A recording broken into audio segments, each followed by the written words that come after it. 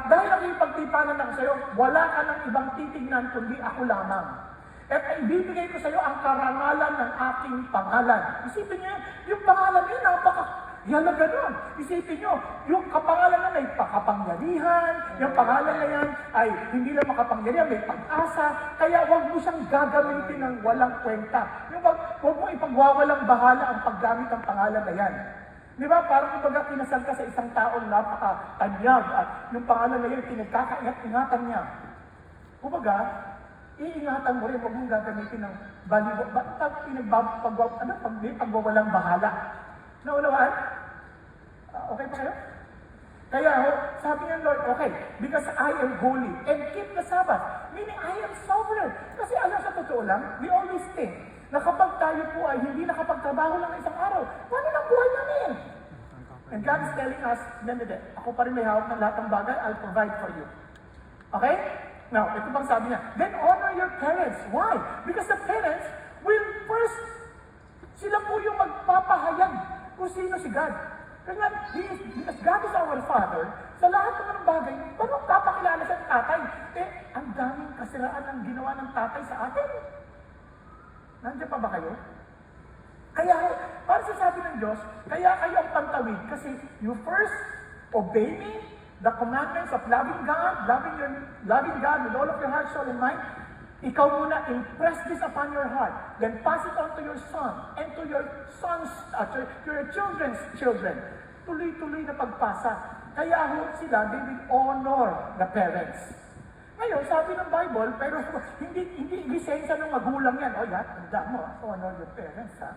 Hindi lisensya yan. Alam niyo bakit? Sabi ng Lord, do not follow your fathers because they are stubborn. They did not obey me. They did not follow me. Kaya yung honoring na yan ay mayroon pong covering na we are honoring God. Are you following? If we are instructing our children to do something against what God wants, hindi mo kailangan sumunod. With honor pa rin. Di ba may paggalang na hindi pagsunod? Nakukuha?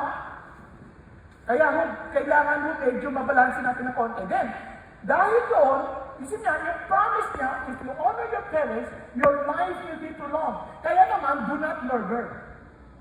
Naman niya yung tungtungan nila. Now, ito po isang importanteng bagay. Since God is the author of life, and He is the eternal life, ang hangad niya sa atin, magkaroon ng buhay. Ayaw niyang mamatay ang tao. Kaya sabi niya, do not eat the fruit of the knowledge of good and evil. For you shall surely die. The moment you eat that, you shall surely die. Ayaw ng Diyos. Kasi ang demonyo gusto tayong mamatay. Kaya nga, the thief comes to steal, kill, and destroy. But, kaya yung live, pag binasa mo kabaliktad, that's evil. Tama ba? Kaya pag meron kayo narinig na suggestion, patayin mo na sarili mo. Patayin mo na siya. Hindi yan galing sa Diyos. Hindi parang, kinausap ako ni Lord na naginip ako, patayin ko daw ito asawa ko. Sabi ng Lord, hindi galing kay God yan. Kasi kailanman hindi mag-uutos ang Diyos sa papatay. Maliban na lang, it is a judgment call. Katulad ng ginawa niya sa mga Israelita, He wants to judge the people, so He instructed them to kill all of them. Bakit? Nag-intay ng Diyos for 400 years before the judgment came. Are you following? Kaya baka ma-misinterpret ninyo kasi bakit si God in-instruct niya? Una-una, He is the giver of life. He alone can take life. At inutos siya yun because of judiciary execution. Kumbaga, out of justice ng Diyos. Okay? Bakit yung kabata walang kasalanan? Mercy yun ng Diyos. He doesn't want these children to grow up with hatred in their hearts. Mabuti pa sa halangit na sila lumaki. Okay ba tayo? Para na mabalansin natin. Then, iyan na. If you truly understand the value of life, now listen to this. Kasi ang pinaka-issue ng do not murder is to value life, to value every individual. Kasi they are created in the image of God. So tingnan mo yung katabi mo. Siya ay created in the image of the Lord. So every time you do something, think of that person as someone who represents God. Hindi mo siya mukhang God, yung mga demonyo ito eh. It doesn't matter. Ang mahalaga, yung conscience, yung kanyang will, yung kanyang i-represent na ito ay nilikha ng Diyos, it's an image of God. So you have to treat that person, lahat ng gawin mo, ginagawa mo para kay God, hindi dun sa tao, para kay God. mas malapit, bago ako tumugon sa ating usapin, para mas malapit, parang ganito, wives, submit to your husband as unto the Lord. O, paano yan? Paano? Kunyari ng ating kasama mo, sweetheart, gawa mo naman ako ng kape. Ano ka ba? Dami mo ginagawa eh. Kape-kape ka dyan. Hindi mo yung nakikita dyan. Di ba? Di ba? Ano ka na? Ikaw na. Tanda-tanda mo na eh. Imagine mo si Jesus yung nagre-request. Uy, gawa mo naman ako ng kape. Sasabihin ba, ano ba? Gaganunin mo ba si Lord? Ano sabi mo? Ay, Lord, ano gusto niyo? Macchiato? Cappuccino? Americano? Diba? Ano kape? Talagang gusto mo pa ng biscuit? Gusto mo ng biscotti? Diba? I-represent mo yun with all your best. Bakit kay Lord yun eh? Pero look at us. Paano natin tinatratong isa't isa? Parang us to the devil. O, di ba? Ngayon, husband, love your wife just as Christ loved the church. O, imagine mo naman that if you're, papaano mo pamamahalin yung asawa mo na parang katulad ni Kristo. O, di ba? Pag-isipan niyo mabuti. Kaya ang pagmamahal, nagbibigay ng buhay. Ang galit, kumukuha ng buhay. Naintindihan? Ano ba kayo? Kaya nga, dahil ko narinig sa radyo to, you can give without loving, but you cannot love without giving. The willingness to give your life. Are you following? Andiyan pa tayo?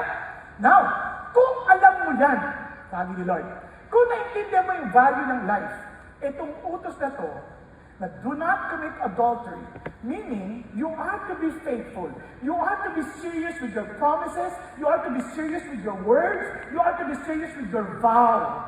Because if you value that person, papahalagahan mo ang bawat bitaw ng iyong salita para sa taong yan. Especially in the context of marriage, meron kang commitment na binigay. You made a vow. Kaya kung sinira mo yung vow na yan, hindi mo dinadaya ang asawa mo, dinadaya mo ang sarili mo laban sa Diyos because you made a vow before God. If you are not faithful to your wife, we are not faithful to our spouse. Ano sinasabi natin? Hindi lang sa wife, pati yung kabaliktaran, yung wife naman to the husband. If we are not faithful to our spouse, then we are breaking our vow before God. We are sinning against the Lord. Are you following? Parang malungkot kay lahat ah. Di ba? Pag sinabi mo sa hirap at ginhawa, di ba? Sa banig ng karamdaman o sa kalusugan, tayo ay maghihiwalay. Ganun ba yun? Hindi eh. Naalala nyo, ang totoo niyan, sa totoo lang, never to entertain na para bagang papaltan mo yung asawa mo. Bakit?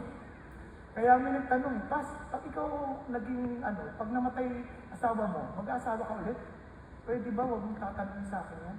Hindi ko hinangad mamatay ang asawa ko. Ni minsan.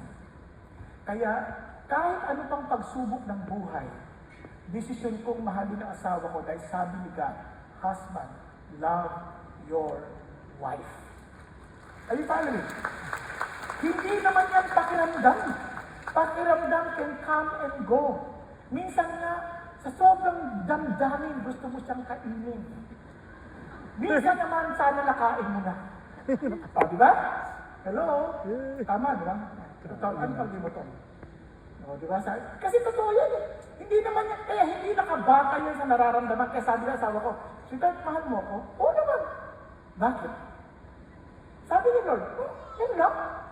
Ano gusto mo? Dahil maganda ka, mabait ka, nagbabago eh. Minsan, ang ganda-ganda mo. Minsan, ang ganda mo. Hindi ganda-ganda. Ganda lang. Ganyan. Minsan, ang bait-bait mo. Minsan, parang wala kang bait. Be honest, hindi naman laging consistent yan eh. Di ba? Minsan, ang hirap ang dating mo. Minsan, parang nahulog na ang hirap. Di ba lang? Ako din naman. Di ba? Pare-parehas lang. Ako, minsan, ang bait-bait ko. Minsan, wala akong sabi. Parang, talagang, sa totoo lang kung hindi dahil sa Diyos, kaya nga, yung feelings alone will not sustain faithfulness. Naintindihan? It's a commitment, first primarily to God. Kaya yung utos na yan, napaka-importante. Unless we see God faithful, at ayun ay ating response being as our worship to God, hindi tayo tatagal. Kaya nga, sabi nga, it's our proper response to who God is. Sino ba si God? And what He has done, and what He has continues to do. Di ba? Kaya, no adultery, be faithful because God is faithful. Now, para lalo natin ma-appreciate ito, dalawang bagay titignan natin. The deadly disease, which is very pandemic ngayon, pero it is an unfaithfulness. Tandaan natin na disease, itong virus na ito, this unfaithfulness rejects God's covenant design. Kaya napaka-importante yan, sumisira yan ng disenyo ng Diyos. Ganong kapangyarihan ng disease na ito. At ang kanyang cure, hallelujah, dahil bagamat Diyos ay tapat, minsan ang dali natin makalimutan, ang dali natin tumalikod, but our Christ, our Savior, restores faithfulness. Kaya kung na-feeling niya, parang hindi ko na paano kung babalik, then I have a good news for you. Our Christ restores faithfulness. Are you following? Now, isa-isahin natin. Mabilis lang ito, mga 2 oras. So let's start with deadly disease. Unfaithfulness rejects God's covenant design. Sa simula pa lang, as I've said, we need to value our vows. And si God has a design. It's not just a vow between two people. It must be according to God's covenant design. Tingnan niya sabi ng Lord.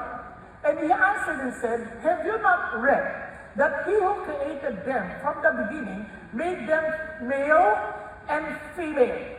So ano agad sinasabi ng Lord?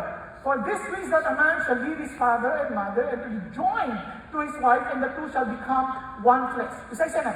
Unang-una, ang design ng Diyos sa covenant na ito, for us to exercise this, not to commit adultery. Ang idea niya, una, it's a covenant between what? Male and female. Nagkakanig yan. Kaya ho, sa simula pa lang, Adan at Eva. Tama? Hindi ho, iba-iba. Are you following? At male and female, hindi Adan and Steve. Hindi ganon. Hindi rin ho Madam and Eve. It is so specific that God designed that covenant between male and female.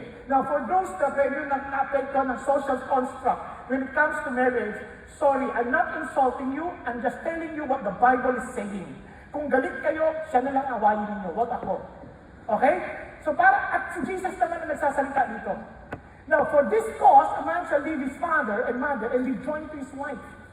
Just imagine, the two shall become one. Anong idea niyan? When you make a commitment, first, that commitment is toward God, not to each other. Kasi kung tayo lang, magkakasawaan tayo. Kasi magkakakitaan tayo ng mga mali natin. So love is not gazing at each other. It is gazing towards one direction. It is gazing toward God. Kasi yung marriage is not meant for us. It is meant for the Lord. Are you following? Kaya wag natin isipin, it's just between the two of us. Ayoko na sa'yo. Hindi ganon. Because what God has put together, let no man separate. It is not our preference. It is not what we want. It is what God wants. Are you following? Andiyan pa kayo? Kaya alam niyo, mahirap so in fact, sometimes it's so impossible. God gave us a wonderful gift. Sex is God's design. Bakit? Kasi ang heart ng Diyos is this. God created man in His own image. In the image of God, He created him. Male and female, He created them. God blessed them, and God said to them, be fruitful and multiply and fill the earth. Ano ang heart ng Diyos? Ang heart ng Diyos is not just for you to be together, but for you to multiply. Fill the earth. I want the whole earth to be filled with my image. Are you following? Hello? Pakikalabit ka na tabi mo. Gising ka pa ba? Hindi, sa totoo lang.